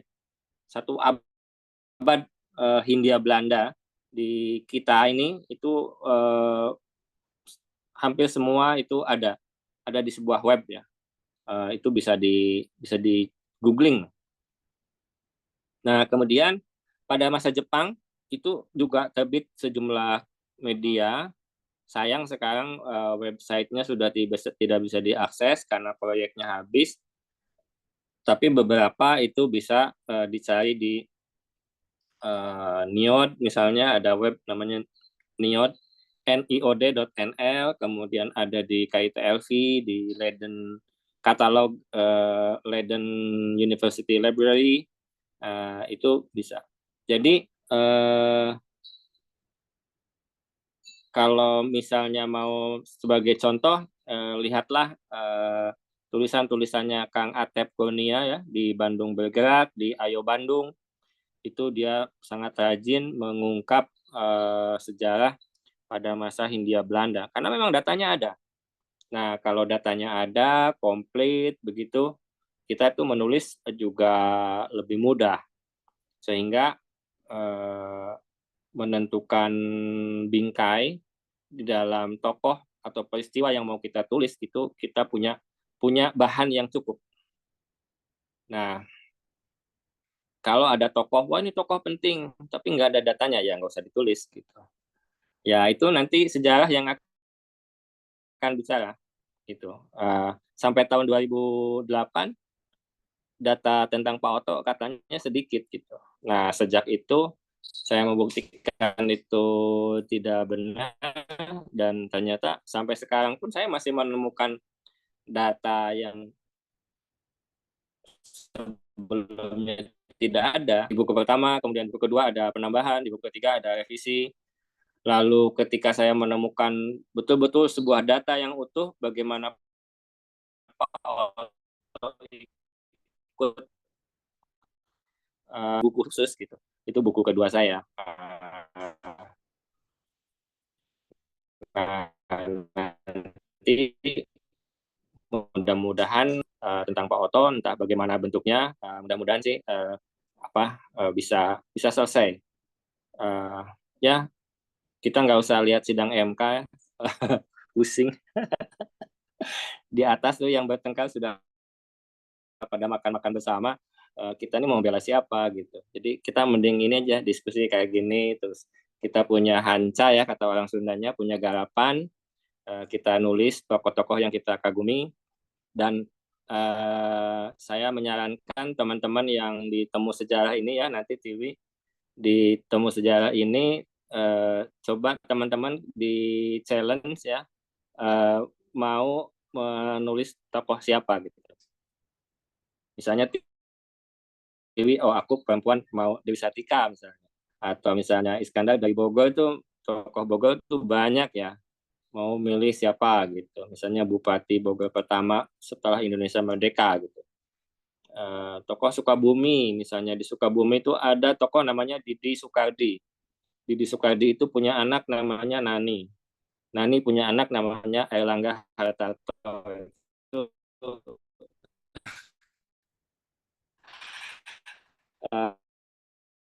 tokoh penting pada Dewan Anggota Konstituante dari PNI dan lain-lain. Atau Tasik ini banyak. Ada Sutisna Senjaya, itu tokoh yang melahirkan koran sifat tahunan dan lain-lain.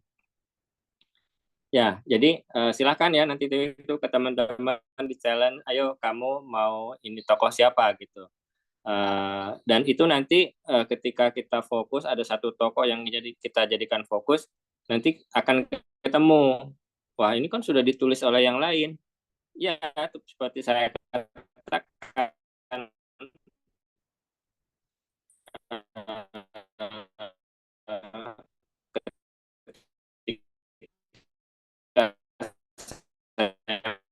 menulis foto sudah ada 4, kita menemukan hal-hal yang belum ditulis di dalam puluhan hasil penelitian itu. Begitu, Dewi, terima kasih. Apakah masih ada atau sudah selesai? Siap, Sudah mau Bapak. jam 10? Terima kasih. Ini jadi motivasi ya, supaya bisa nulis buku juga. Mudah-mudahan memang dimudahkan gitu ya. Supaya ya tadi bukan hanya mencintai tokoh, tapi bagaimana kita juga bisa berkontribusi ya, memperkenalkan tokoh-tokoh tersebut, memahami dan memberikan informasi kepada yang lain. Nah, ini di chat mungkin ada beberapa hal yang mau ditanggapi Bapak dari Muhammad Iskandar Muda. Iya. Oke, Kak saya Iskandar. sepakat aja, nggak ada yang perlu dibahas. Ya memang begitu. Banyak buku sejarah yang isinya nggak valid dan lebih banyaknya agitasi ya, memaksakan pendapat gitu. Jadi yang bahaya di dalam menulis sejarah itu, si penulis sudah punya kesimpulan, lalu data-data itu disusun untuk memperkuat kesimpulan itu. Itu bahaya sekali ya, karena dia seolah-olah lebih tahu dari jalannya sejarah itu, karena dia sudah menyimpulkan sebelum menyusun data-datanya sekuat mungkin. Ya, tokoh keluarga Jayadiningrat ini sangat penting untuk diangkat ya, karena salah satu generasi awal orang Indonesia yang terdidik ya. Bahkan mungkin Dr. Hussein itu orang Indonesia pertama yang jadi dokter di Leiden University. Jadi memang luar biasa ya nih keluarga Jayadiningrat ini. Mungkin itu, Dewi. Siap, terima kasih Bapak. Ini teman-teman ada yang mau berkomentar lagi, mungkin ke Rian Ibayana. Kemarin itu di grup Temu Sejarah sempat sharing artikel tulisan Pak Iip waktu masih jadi di mahasiswa UIN gitu. Kata Karian ini nemu di majalah tua. Nih Karian mau menyampaikan sesuatu nggak nih? Di mana itu? Ini Karian ini ya jualan juga Oh, di buku Pustaka Pijar Kencana di Ciwidey. oh Jadi ya. Saya berteman di IG. Enggak, itu tulisan ya, saya di apa? ya itu ada Pak Ip, nanti saya forwardin waktu Oh, kemarin oke. Karian Ya. share katanya ini ada tulisan Pak Ip dari zaman dulu katanya. Ya. Iya, masih ada nih Karian. Halo, apakah mau menyampaikan sesuatu? Hmm. Itu dari koran PR Oh, tahun oke. 97. Ya. Kebetulan nemu ya dari arsip-arsip lama ada tentang Gadis Garut, itu buku tentang Gadis Garut Oh diulas iya, sama ini Pak Ip. ya. Ya. Iya. Ya. Ada pertanyaan lagi nih satu, Kang Ip. Ya, silakan. Bagaimana nih tanggapan tentang di Kabupaten Bandung ini kan ada 2 tempat gitu yang megah. Yang pertama Stadion Sijalak Harupat dan yang kedua kemarin yang sudah diresmikan yaitu RS Otista. Bagaimana tanggapannya dari Kang Ip lah tentang penamaan tempat tersebut? Ya, saya senang ya. Terima Saya kasih. senang sekali. Tinggal kontennya. Jadi memang sangat layak ya, Pak Oto ini salah satu toko kebanggaan Kabupaten Bandung yang paling kuat ya, di tingkat lokal maupun di tingkat nasional. Memang sangat layak dan itu patut ya, saya sebagai orang yang meneliti Oto Iskandar-Dinata senang sekali dan tinggal ini lalu diperkuat dengan konten Pak Otonya, apakah nanti dalam bentuknya museum atau sebuah website atau apapun ya, sehingga orang betul-betul tahu gitu apa yang menjadi pemikiran Pak Oto, dan itu memang tersedia. Saya bisa membantu misalnya kalau nanti itu diwujudkan gitu, selain foto-foto juga tulisannya, buku yang dibaca Pak Oto itu apa gitu, itu ada ya. Dan jelas ya, salah satu monumen yang pernah dibesarkan Pak Oto namanya Paguyuban Pasundan sampai hari ini masih ada. Jadi Pak Oto memang bukan pendiri Paguyuban Pasundan, tetapi Paguyuban Pasundan menjadi established, menjadi mapan, dan punya standar gitu ya, bahwa begitulah cara mengelola organisasi. Dan kemudian ini juga kan ya, Oto dan melalui Pak bisa mewujudkan keinginannya bersama-sama, walaupun tidak dalam satu wadah. Jadi ketika Paguyuban Pasundan dipimpin oleh Pak Oto, itu bukan satu-satunya organisasi orang Sunda. Ya, orang Sunda itu banyak organisasinya, tetapi Paguyuban Pasundan ketika dipimpin Pak Oto itu bisa menjadi mainstreaming, sehingga orang Sunda yang lain itu mengikuti. Nah, jadi yang penting kalau kita belajar dari Pak Oto, yang penting itu bukan sebuah wadah orang Sunda di dalamnya semua, nggak mungkin. Orang Sunda itu pada dasarnya individualis. Jadi nggak mungkin dalam satu wadah, tetapi bisa bersatu dalam satu gagasan bersama.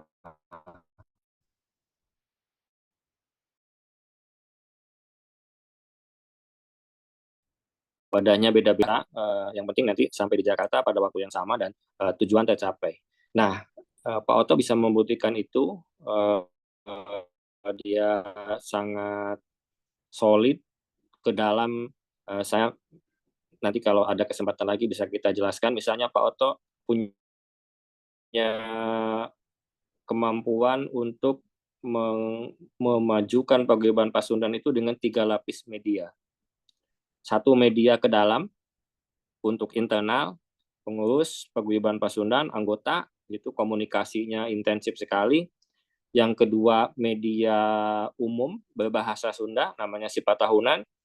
Itu media umum, ada investigative reporting, ada macam-macam. tentu ada berita kalau Pasundan ada kegiatan. Nah, yang ketiga adalah media nasional yang membackup kejadian-kejadian penting di lingkungan paguyuban Pasundan. Jadi 3 lapis media ini dari mulai internal, kemudian media colong, dan media nasional ini membuat paguyuban Pasundan eksis gitu. Kalau sekarang saya tanya Tiwi, tahu paguyuban Pasundan masih ada nggak gitu? Nggak ada IG-nya, nggak ada berita online-nya. Ya itu salah satu yang sekarang catatan kita karena paguyuban Pasundan yang sekarang tidak begitu familiar dengan menguatnya media sosial gitu ya. Ya itu salah satu kekurangannya, bahwa paguyuban Pasundan semakin besar sekarang itu fakta gitu. Tapi kebesarannya sayang sekali tidak muncul di media sosial yang dengan sekian banyak platform yang tersedia. Sebagai closing, terima kasih sekali lagi atas kesempatan ini, senang sekali bisa bertemu dengan teman-teman dari sejarah. Ingin secara khusus gimana sih trik and tips menulis sejarah gitu, melakukan riset itu. Kita nanti bikin sesi terpisah ya malam ini. Mungkin sekian dari saya. Terima kasih Dewi sekali lagi. Nanti untuk pengumuman 3 itu ditulis atau saya umumin sekarang, Dewi? Sekarang aja, Bapak. Boleh langsung disebutkan nih 3 orang terbaik. Ya, yang satu pasti yang perempuan ya, dari Kalimantan. Kemudian selamat kasih. Yang kedua ini Iskandar, ini aktif sekali, senang saya. Pesan Pak Oto berpolitik ya, seperti pertanyaan itu penting. Ini ya.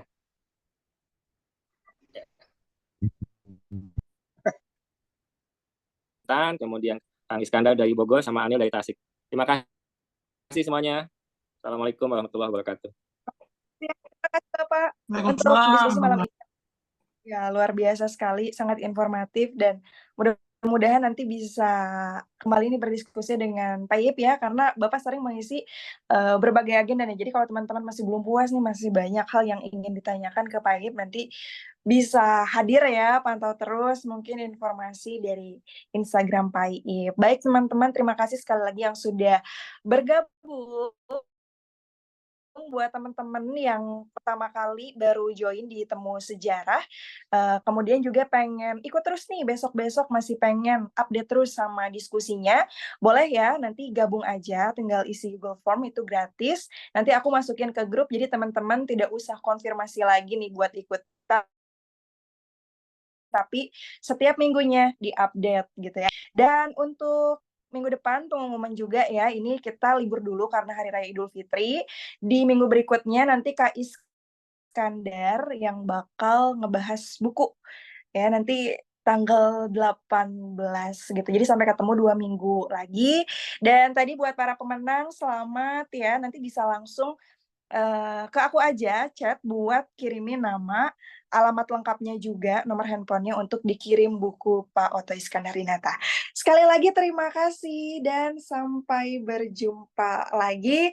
Buat teman-teman yang perempuan juga boleh gabung ya di lomba menulis surat untuk Raden Ajeng Kartini, karena kebetulan Temu Sejarah lagi ngadain lomba menulis surat untuk memperingati Hari Ibu Kartini gitu. Jadi kalau punya unek-unek nih terkait Indonesia gitu ya, atau kehidupan sebagai seorang perempuan, boleh diajakin teman-temannya ya, kemudian juga yang lainnya untuk join di kegiatan menulis surat ini. Nanti hadiahnya adalah buku-buku tentunya ya, ada buku tentang Kartini sama beberapa novel karangan aku juga. Baik, sekali lagi terima kasih buat teman-teman, sekali lagi terima kasih juga buat narasumber Pak Iip, selamat beristirahat, makin sukses, sehat selalu. Kita tunggu karya-karya berikutnya dan semoga terus menginspirasi untuk semuanya juga. Terima kasih Bapak, terima kasih teman-teman. Sampai jumpa 2 minggu lagi di diskusi ke-9 Temu Sejarah. Bye-bye.